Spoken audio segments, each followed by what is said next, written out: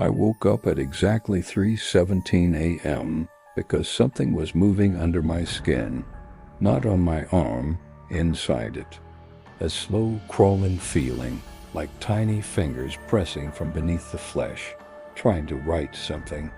When I turned on the light and looked at my arm, I saw strange symbols forming under my skin, like dark shadows. And that was the moment I realized my body was trying to send me a message. If you enjoy disturbing stories that stay with you long after the video ends, make sure you like this video and subscribe to Dark Whispers, because some things you hear tonight may not leave you when the video is over. It started as a simple itch. A few weeks ago, I woke up with a burning sensation on my left arm. At first, I thought it was an allergy or maybe an insect bite. But when I looked closer, I saw faint marks just beneath the surface of my skin. Thin lines forming strange shapes, like writing from an unknown language. They weren't cuts. There was no blood. Just dark patterns moving slowly beneath the skin. I rubbed my arm and the marks faded within minutes. I convinced myself it was nothing. Stress, lack of sleep, maybe my imagination. But the next night it happened again. This time the marks were clearer, more organized. The shapes stretched across my forearm in long connected symbols. They almost looked like letters, but not from any language I recognized. And the strangest part was the timing. Every night, the marks appeared at exactly 3:17 a.m. I began taking photos of my arm each time it happened. When I compared the images, I noticed something terrifying. The symbols were not random. They were forming a sequence, a message.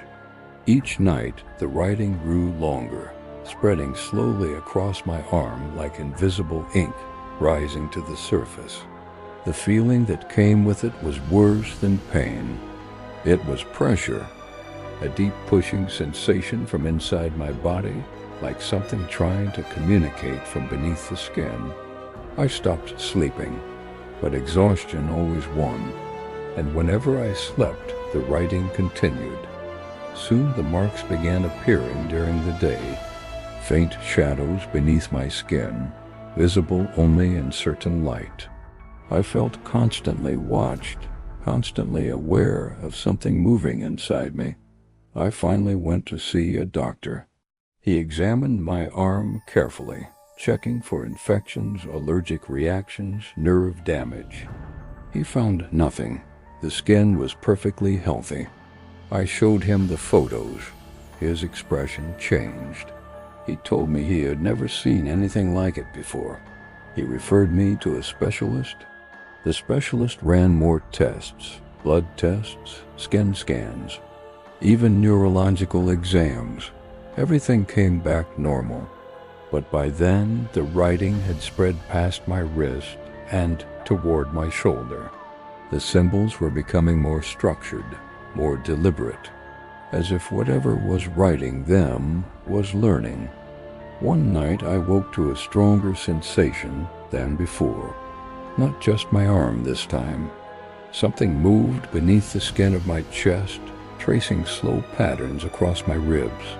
I watched in horror as faint lines pushed outward from inside my body, forming new symbols. I could actually see the movement, a shifting shape beneath the surface. That was the first time I truly panicked. I returned to the hospital the next morning and demanded answers. The doctors decided to keep me overnight for observation. They wanted to witness the phenomenon themselves. That night, several cameras were placed around my hospital bed. Doctors and nurses watched through a glass window as I tried to sleep. At exactly 3:17 a.m., the writing began. I heard gasps from the other room.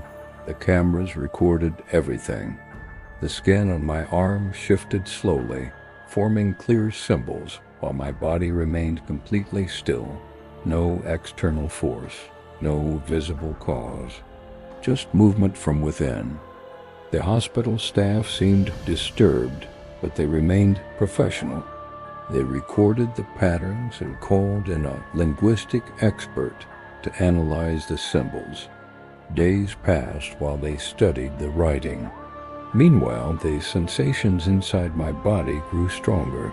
Sometimes I felt sudden cold spots moving beneath my skin. Other times I felt pressure behind my eyes, as if something was watching through me. I stopped recognizing my own reflection. I felt like a container, a vessel. Eventually, the specialist returned with the translation. I will never forget the look on his face. He said the symbols did not belong to any known language, but they followed a consistent structure, a repeating phrase, a clear meaning. The message read, "We are inside."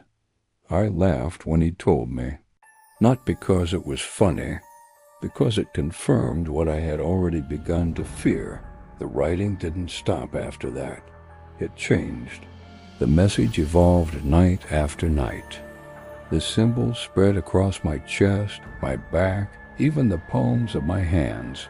Each morning, new words appeared, new statements, new intentions. We are growing. We are learning. We are becoming you. The doctors increased their tests, scanning every part of my body, but they found nothing unusual. No parasites, no foreign organisms, no disease. Yet the movement continued. I started hearing whispers when I was alone, soft voices echoing inside my head, speaking in a language I could not understand. Sometimes they repeated my own thoughts back to me, slightly delayed, like an echo from within. Sleep became dangerous. Every time I closed my eyes, I dreamed of endless darkness, filled with shifting shapes pressing against thin walls, trying to break through. One night I woke up unable to move. My body felt heavy, controlled by something else. My arm lifted slowly against my will and pressed my hand against the wall beside my bed. My fingers began tracing symbols on the surface, writing, the same symbols that appeared beneath my skin. I was no longer just receiving the message. I was helping send it. That was when I understood. The writing was not communication with me. It was communication through me. I returned to the hospital in complete panic, begging them to remove whatever was inside my body. But the doctors could not remove something they could not detect. They suggested psychological treatment.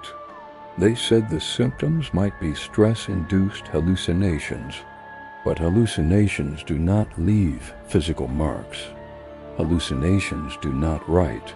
The final stage began a few nights later. At exactly 3:17 a.m., I woke to an unbearable pressure beneath my skin. My entire body burned with movement.